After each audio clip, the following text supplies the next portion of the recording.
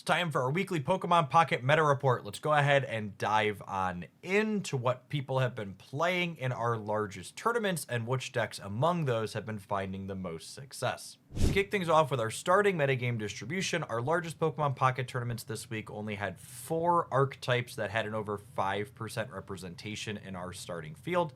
Darkrai Giratina remains the most popular with a bullet at 21%. 17 Trainer Giratina Mewtwo clocks in at 13.5%. Gyarados EX Manaphy at 10%, and a new deck to the scene this week, Meowscarada Magnezone, comes in at 9%.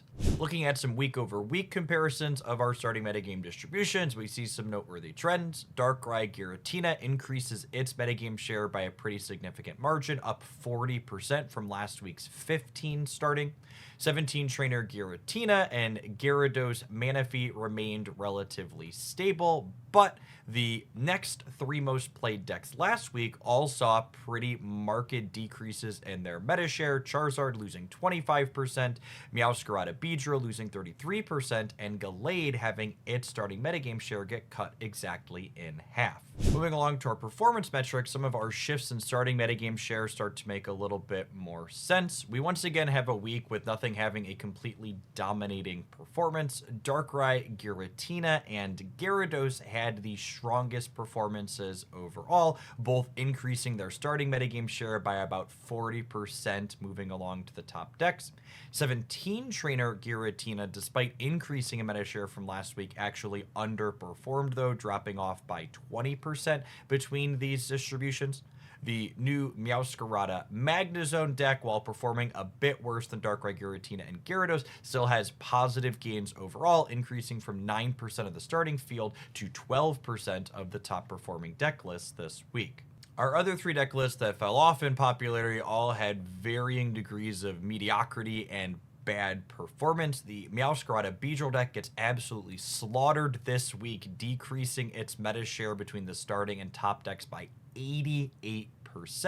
Looking at its matchup tables, this deck list is definitely suffering from the fact that Meowscarada Magnezone is a new popular deck in the metagame that has no EXs, and they have Magnezone to hit you hard while you only have Beedrill to hit them reasonably hard back.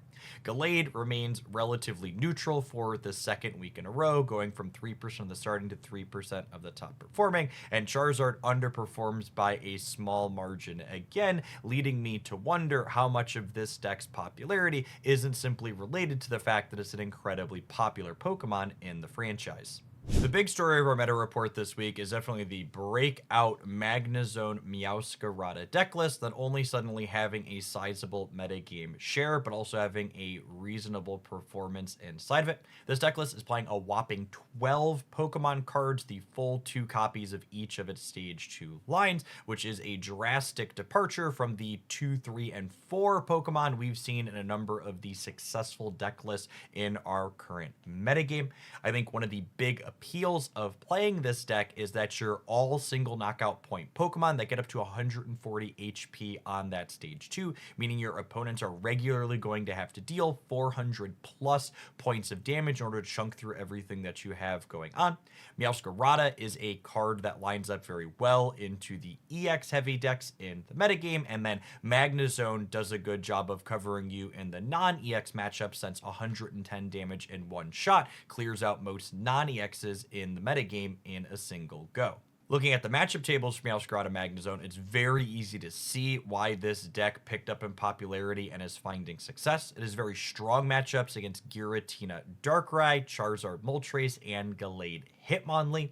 It's a little bit favored against Giratina Mewtwo, and while it's a little bit of a dog against Gyarados Manaphy, it isn't as nearly unfavored in that matchup as the Meowscarada Beedrill deck was, which was the previous Meowscarada deck of choice. Looking into this decklist matchup into some of the less popular things in the format to maybe predict future metagame trends, we see that this Meowscarada Magnezone deck completely dominates the Meowscarada Beedrill deck, likely contributing to that deck's really poor performance this week, so I would expect the Beedrill variation of the cat to fall off if this zone deck increases in popularity. On the other side of the coin, Rampardos Lucario looks to be one of the decks that has the absolute strongest performance metrics into this this one, albeit in a smaller sample size. So I think there's a chance that if we see this Meowscarada Magnezone deck increase in popularity, we could see a rise in Rampardos Lucario as a direct counter to that, giving us a little bit of a cyclical cycle inside of our metagame until our next card pack is added to the game.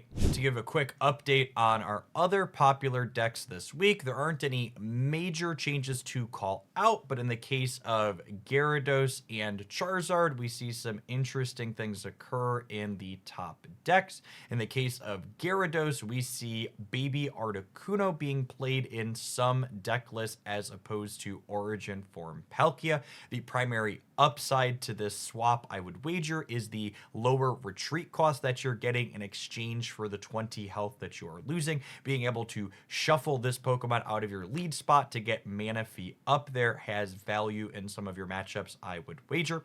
In the world of Charizard Moltres, we see one copy of the Healing Shaman becoming a staple in almost all of these successful performing deck lists, kind of a nod to the fact that you need to make sure you have as much sustain as possible so your Charizard is able to carry your games as frequently as possible once it gets set up. The popular Giratina decks don't have any noteworthy changes this week to speak of, although for Giratina Darkrai, it's worth calling out that the Arceus and Druddigon variations really struggled to find success this week, with essentially all of the top performing builds of this archetype playing just the 4 basic Pokemon that you see here on your screen.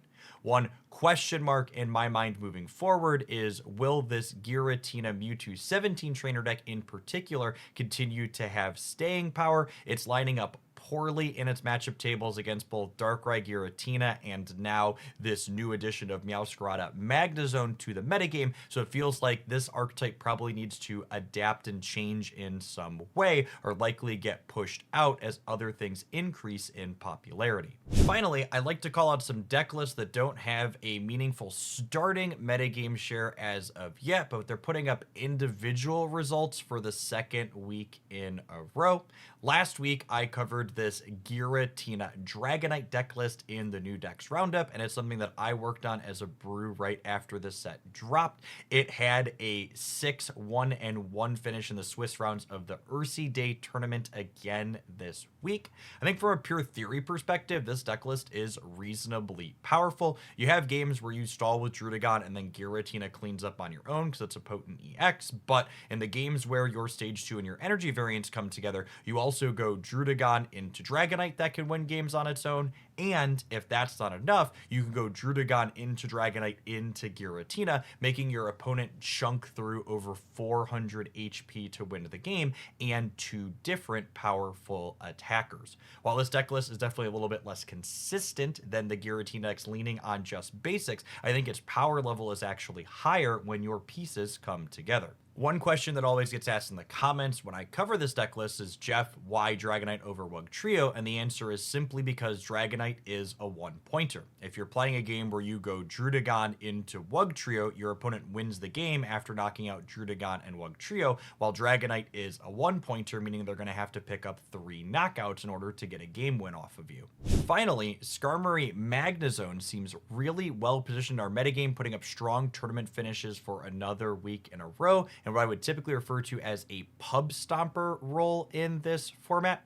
What I mean by this is this deck lines up very poorly into the most popular deck in the metagame, i.e. Darkrai Giratina, but it has pretty strong matchups into essentially everything else, dominating Gallade and Gyarados, Giratina Mewtwo, and even the newcomer this week of Meowscarada Magnezone. The Skarmory deck, if you can dodge that #1 deck in the format, is going to give you a really strong matchup essentially everywhere else. All in all, I think it's really awesome to see a new deck like Meowscarada Magnezone break into the metagame here a couple weeks in, based on its pretty strong matchups into basically everything at the top of our field right now. I would not be surprised to see it increase in meta share going into the next week. I would love to hear thoughts from you all at home. If you've had a chance to play with this, down in the comments what you think about it. Is it going to have staying power and continue to creep up, or do you think it is potentially a flash in the pan that's going to go away when our meta report happens again next week? If you enjoyed my roundup today, please smash that like button to help it reach some more people. If you happen to be new here and you enjoy data-driven reports like this one for Pokemon Pocket, make sure you subscribe to the channel so you can come back again sometime and check it out. I appreciate everybody that made it all the way to the end, and I hope your next pack is an excellent one.